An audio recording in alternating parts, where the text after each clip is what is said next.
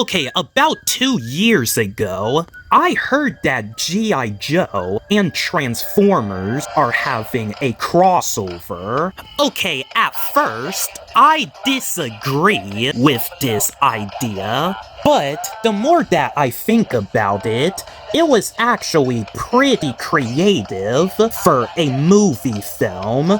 Both of these Pacific franchises had something in common, and this is why I am making a today video. I have seen the G.I Joe movies recently, and I also watch a lot of Transformers films, so today I'm going to be comparing the first Transformers to the first G.I Joe.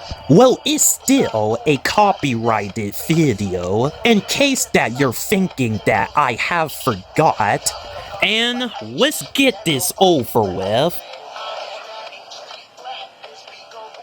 Okay, the story in G.I Joe is that Duke has to get his ex-girlfriend out of mind control, but him and his friends end up meeting the G.I Joes and start working with them to stop Cobra Commander and his armies.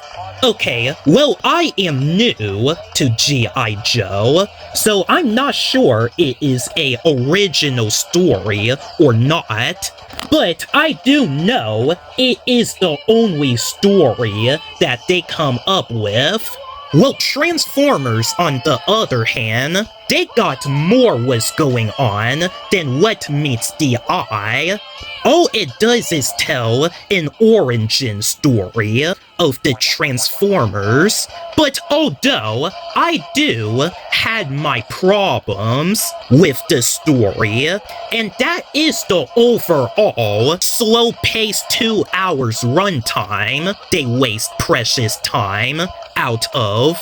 We don't get to see the Autobots until like an hour later, and the Decepticons doesn't show up until at the climax. Well, I don't mind the human characters, but in the first movie, I just can't stand them. When there's a scene where the Autobots go to Sam's house just to find the glasses, I was a bit confused. What was I watching? Well, even the main characters have to face some consequences. They just jokingly resolve that. Okay, it's good to have humor in your films, but Transformers is one of the most serious cartoon. Well, besides serious, it was many things, but comedy isn't one of them. So yeah, we just like to spend time with the characters joking around, and I really don't like that. Yeah, well, to be honest with you, both of these movies had some weak plots, but I found the plot to be better in Transformers, because despite the slow pacing issue, it was entertaining to start to finish, and that what makes this movie dang good on paper. But what about the characters in the movie?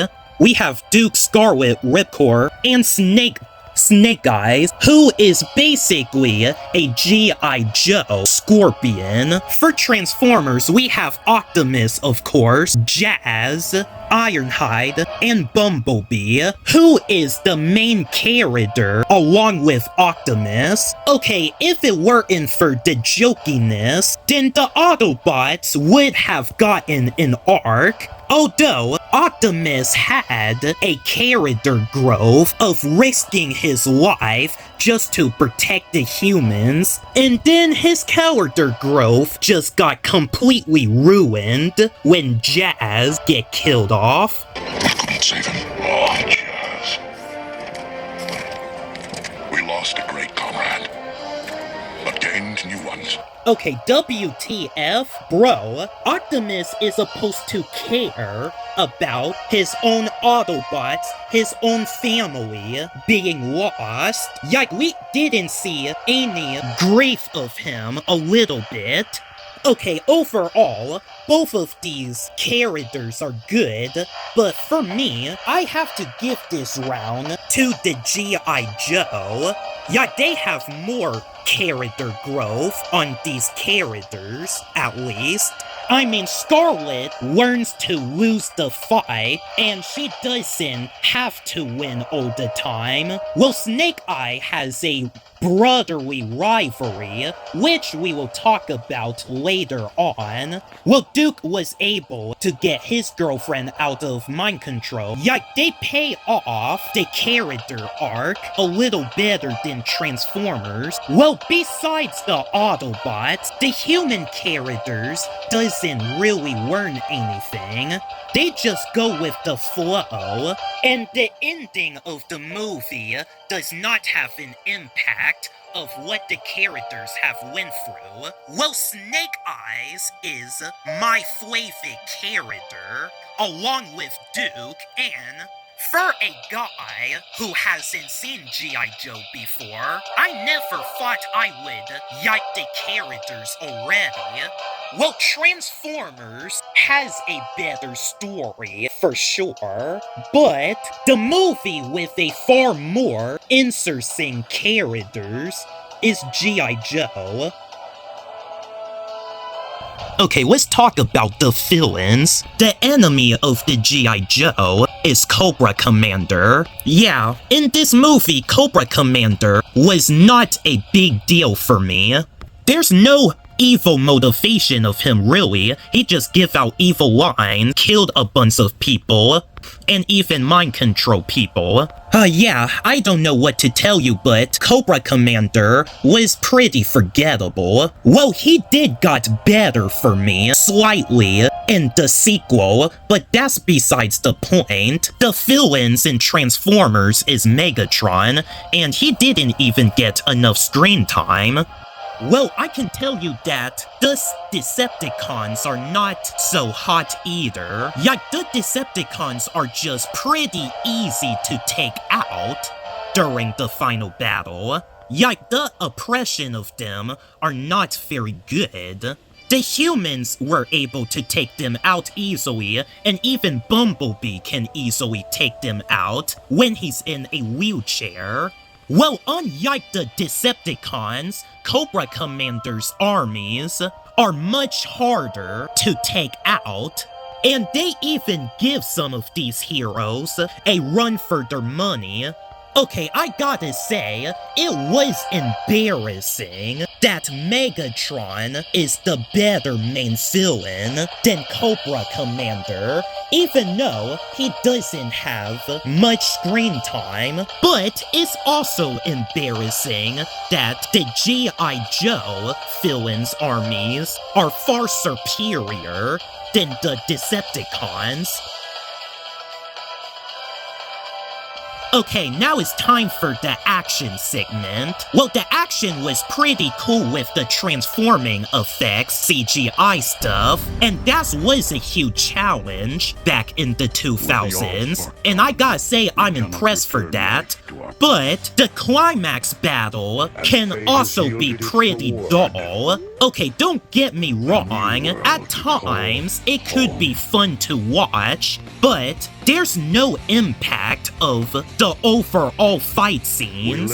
It was just plain generic, and Bumblebee just got wasted during that fight. And like I said before, the Decepticons are just too easy to take out, and they even waste Jad for all that he done. I actually found the action in G.I. Joe to be better. Okay, I feel like you guys are going to hate me, but you have to hear my opinion anyway. The chase sequence was cool and fast, what it needs to be. The attack in the base scene was way better executed than the recent Mortal Kombat movie attack scene, which it is by the way weak. Okay, the only action scene that I don't like is the underwater climax part. I thought it was just too underwhelming,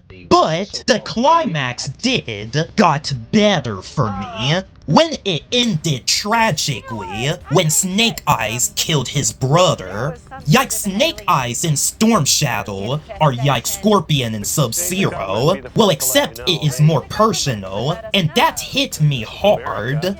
It reminded me of how Dante killed his brother in Devil May Cry 3, and even though you hated that villain, you can feel bad for him.